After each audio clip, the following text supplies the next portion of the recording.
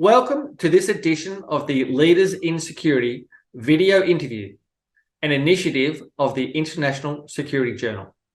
I'm John Cowling, your host, and in the lead up to this year's Intersec Security Conference, today we are joined by Mr. Bryan Bachmann, a Regional Security Officer with the US Department of State's Bureau of Diplomatic Security. Bryan is currently based in Cairo, Egypt, supporting US interests in the region with a specialty in security and crisis management. His daily duties include being Chief of Security responsible for the life safety of US government employees posted to Egypt.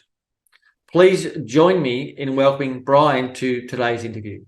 So Bryan, would you like to elaborate on your views of the security and crisis management considerations when looking at major event planning, particularly in high-risk environments?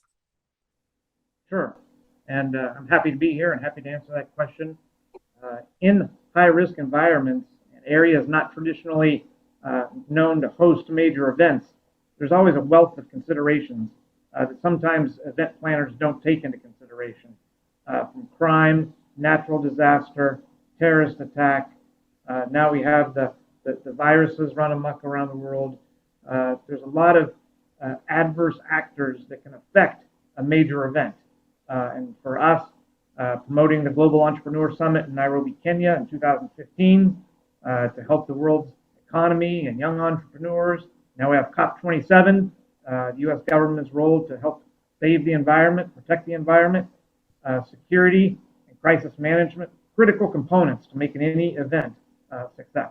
Thank you. So you've talked a little bit there about events and the planning. So where do you see contingency planning and their rehearsals fitting into an organization's strategy in the event preparation? Well, we can do nice, pretty plans on whiteboards and PowerPoints all day long. But when the rubber meets the road is when we have scenarios that are possible. You have the most least likely threat to your most dangerous threat. And not just threats. Car accidents, medical situations, problems at the hotels, that somebody affected their life safety. All these we try to brainstorm and then rehearse. We had a movements team, a hotel team, an operations team, an airport team. So each team, besides planning their action, is planning their responses in case of adverse events, events that can harm life safety. So we make it a point to rehearse very small scale, and then at times bringing different teams together, and large scale. And exercises is a commonly used term. We like to use the word rehearsals. We're rehearsing for the bad things that we hope don't happen. And those range from, like, again, small to serious. Your least likely is probably going to be a complex attack with bioterror weapons. Your most likely is going to be a car accident or someone having a heart attack. So we got to plan for a range of scenarios. So when you're talking just there about planning for the range of scenarios, obviously the concept of redundancy pops up, as does where you talk about multiple teams in communication. So could you perhaps touch on a point about the relevance of having good, effective stakeholder communication and building redundancy into the planning? Now, I kind of divide that into two parts. We have communications for me and my team, kind of a tactical communication, and we have redundancy built into those. But then for the stakeholders, or what we call customers, attending the conference, they want to know who do they call in an emergency, and if their primary system fails, what do they have as a backup?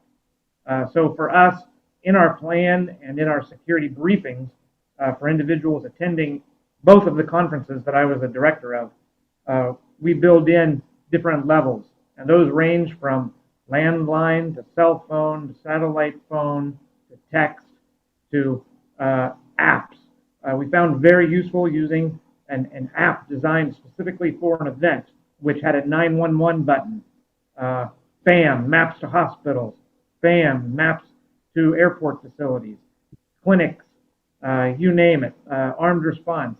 We had one-touch shopping on an app that made communication wholeheartedly simple. And I'm not very technological, but I embrace the technology. But again, that was part of our communications plan, as well as a resource for people to use during the conference. And it gave people lots of faith and confidence. So building upon what you've from your last answer, this idea of working together, and interoperability is often referred to in security and crisis management plans. But in practice, what does this really mean, and what's the benefits of actually doing it?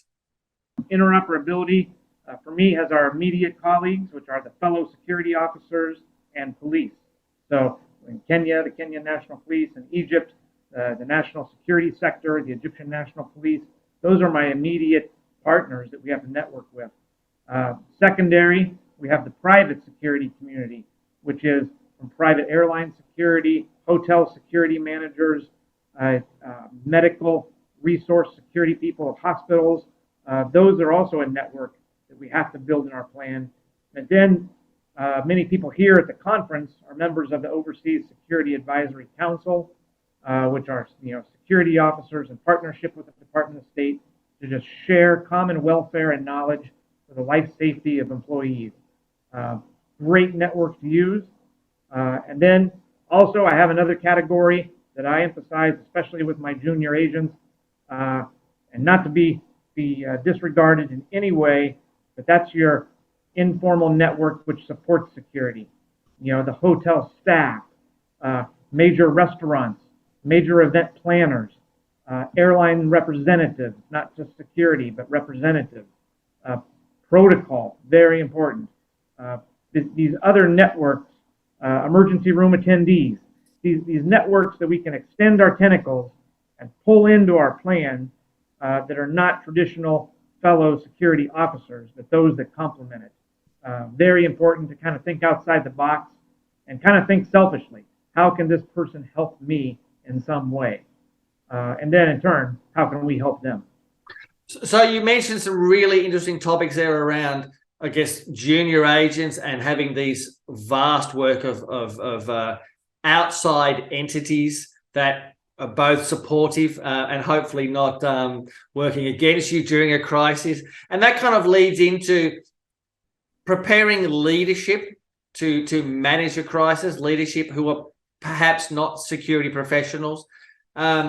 How can an organization prepare its leadership for these sorts of problems? I think briefings and constant briefings, small ones. My experience is when briefing senior leadership, one big, huge briefing doesn't really do it. Senior leaders and senior executives have so much on their mind at any given time, you only get a snapshot of their attention. So you need to bring it up often and bring it up credible. And again, it's kind of the what's in it for me syndrome. How does this benefit them? How is this going to reflect greatly on them? And disregarding, how is that going to reflect poorly? Because not just the life safety of every individual, but the success of any major event, it is critical that the senior leadership understands what we're trying to do and prepare for. That's great. And finally, with your participation in this year's Intersex Security Conference, what are you looking to sort of achieve, or what's the benefit for you? The what's in it for me sort of situation. Yeah, well, what's in it for me is I get to visit Dubai again, which I haven't been since the first Iraq War. I was there in 2006, and it's good to come back. But networking with other security professionals is the most obvious. We're kind of like a brother and sisterhood of security officers. We deeply care about this profession. A lot of it, we're not in here to make a lot of money, but we enjoy seeing people safe and contributing to our particular organization's success. So for me, in a large part, this is very collegial to network and learn. We never stop learning. If you stop learning, then I think it's time to retire. So I'm really looking forward to sharing thoughts, experiences, strengths, hopes, and really being optimistic about our chosen career field. Look, thanks, Bryan. I look personally very forward to catching up with you in Dubai at the conference. And thanks again for the audience today for watching today's video. And We look forward to seeing you all at the event. So thank you very much for your time, Bryan. Thank you.